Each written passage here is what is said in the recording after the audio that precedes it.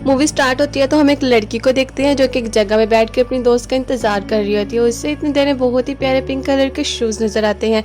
वो pink colour के shoes उठाने लगती है तो कोई और लड़की उठाकर उससे भाग जाती है और वो शूज़ को पहनकर आगे बढ़ने लगती है। उसे कुछ अजीब फील होने लगता है।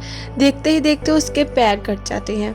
ये सीन बहुत ज़्यादा पेनफुल था। मूवी का सीन तब्दील होता है तो हम एक लेडी संजय को देखते हैं। उसकी एक छोटी बेटी होती है। वो अपने हस्बैंड से अलहदा हो गई थी क्योंकि दोनों का रिलेशन कुछ ज़्यादा अच्छा नहीं था। संजय और उसकी बेटी एक पुराने से अपार्टमेंट में शिफ्ट हो जाते हैं। वो देखते हैं कि वहाँ जगह बहुत सुनसान होती है। वहाँ पर कोई नहीं रहता सिवाय एक बूढ़ी औरत के। लोगों का कहना था कि इस जगह पे भूत रहते हैं क्योंकि इस अपार्टमेंट में अजीब और गरीब चीज़ें होती थी, जैसे कि लाइट अपने आप ऑन ऑफ हो जाती थी, अजीब अजीब आवाज़ें आती थी। लेकिन संजय का यहाँ रहना मजबूरी थी। उसके पास इतने पैसे नहीं होते कि कोई और जगह ले सके। जब अपने रूम में देखती है वहाँ का सामान काफ़ी ख़राब होता है, उसे रिपेयर होने की ज़रूरत होती है। संजय सोचती है देर ना करते हुए खुद ही रिपेयरिंग शुरू कर दे। वो एक बल्ब को ठीक करने लगती है। जैसे ही वो बल्ब को ठीक करने लगती है तो उसकी एक चिंगारी उसकी आँख में लगती है और फिर वो अपने एक दोस्त के पास जाती है जो कि डॉक्टर थी। फिर हमें यहाँ पर पता चलता है कि संजय भी एक डॉक्टर है और उसका क्लिनिक अभी बन रहा है। फिर हम देखते हैं कि संजय घर जाने के लिए स्टेशन पे वेट कर रही होती है। उसे वही सेम शूज़ नज़र आती हैं। वो पिंक शूज़ दिखने में बहुत प्यारे होते हैं। संजय इधर उधर देखती है क्या इन शूज़ का मालिक तो नहीं है कि वो इसे लौटा दे। दिखने पर उसे कोई नज़र नहीं आता। वो शूज़ उठाकर अपने साथ घर ले आती है और अगर वो शूज़ पहनती है तो उसे बहुत अजीब फील होता है। वो देखती है कि एक लड़की इन शूज़ को पहनकर डांस कर रही है।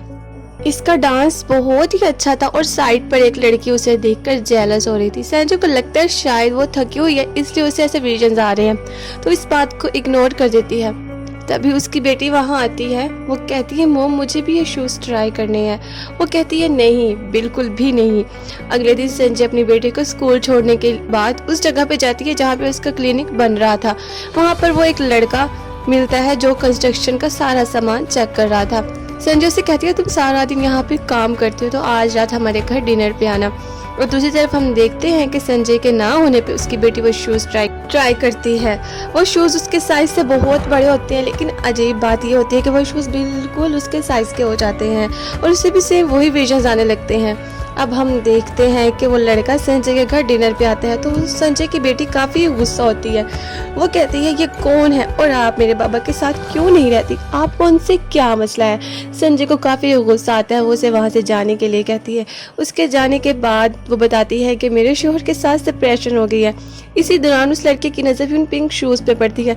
लड़का होने के बावजूद उसे वो शूज़ बहुत अट्रैक्ट करते हैं। अब हम देखते हैं कि संजय को नींद में भी वो विजन्स आने लगते हैं। ख्वाब में उसे एक कपल नजर आता है जिसने ब्राइडल ड्रेस पहना होता है। फिर कभी वो अपनी बेटी को देखती है जो बिल्डिंग से जंप लगा रही होती है और जैसे ही उसे रोकने के लिए आगे बढ़ती है तो उसकी टांगें कट जाती हैं।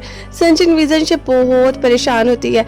उसे यकीन हो गया था कि इन शूज़ के साथ कोई ना कोई चीज़ ज़रूर जुड़ी हुई है, तो जब भी उसकी बेटी उन शूज़ को ट्राई करने का कहती वो मना कर देती।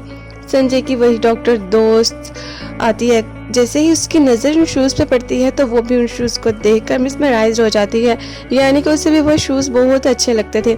जैसे ही संजय थोड़ा दूर जाती है वो उन शूज़ को चुरा कर वहाँ से भाग जाती है। ना जाने उन शूज़ में ऐसा क्या था कि एक दोस्त दूसरे दोस्त के शूज़ चोरी करने पर मजबूर हो जाती है। और जैसे ही वो शूज़ लेकर बाहर जाती है और तभी कोई उसके पीछे लगा होता है। उसे ऐसा लगता है जैसे कि उसका पीछा कर रहा है और तभी कोई पीछे से उसके फेस पे हाथ रखता है और उसकी आंखें बाहर निकाल देता है और उसे ज़ोर से धक्का देता है जिससे वो शीशे में जाकर लगती है और वो शीशा टूट जाता है, जिसकी वजह से उसकी भी डेथ हो जाती है। इन शूज़ की वजह से उसके पाँव भी कट जाते हैं। तब हम देखते हैं कि वहाँ से वो शूज़ भी गायब हो जाते हैं। जब पुलिस को पता चलता है उसकी डेड बॉडी अपने साथ ले आते हैं। वो संजय से भी इन्वेस्टिगेशन करते हैं क्योंकि आखिरी बार वो उसी से मिली थी।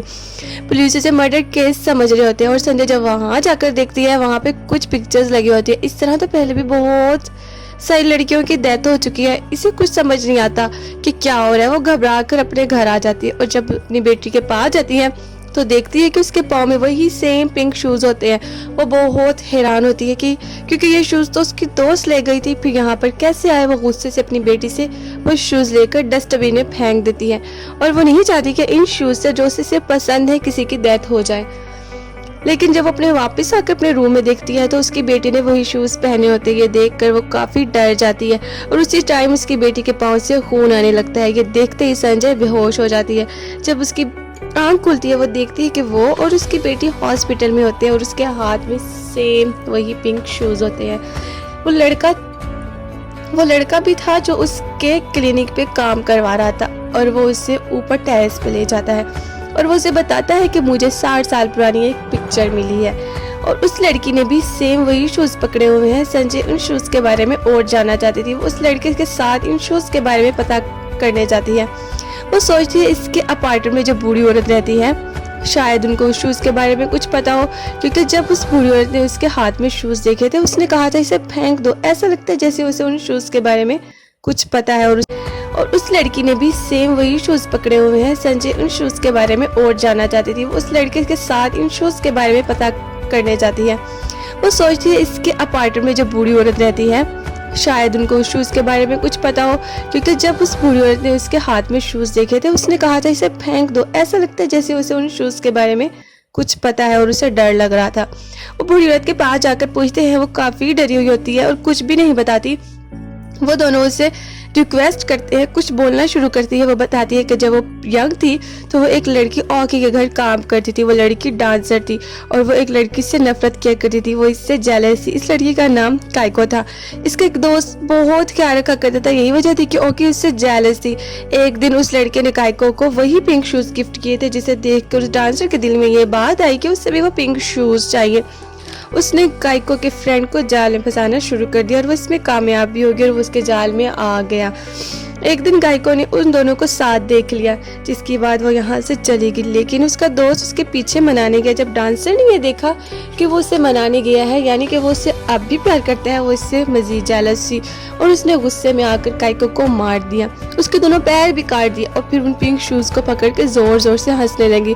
और काइको का दोस्त भी उसमें शामिल था। इस दिन ये और लेडी भी वहीं पर थी और सब कुछ देख रही थी, लेकिन ये दोनों नहीं जानते थे कि ये भी वहाँ पर है। और फिर हम उस डांसर को और काइको के दोस्त को ब्राइडल ड्रेस में देखते हैं, यानी कि वो दोनों शादी कर रहे हैं। इस डांसर ने वही पिंक शूज़ पहने होते थे कि तभी काइको की सोल वहाँ पर आती है और इन दोनों को मार देती है।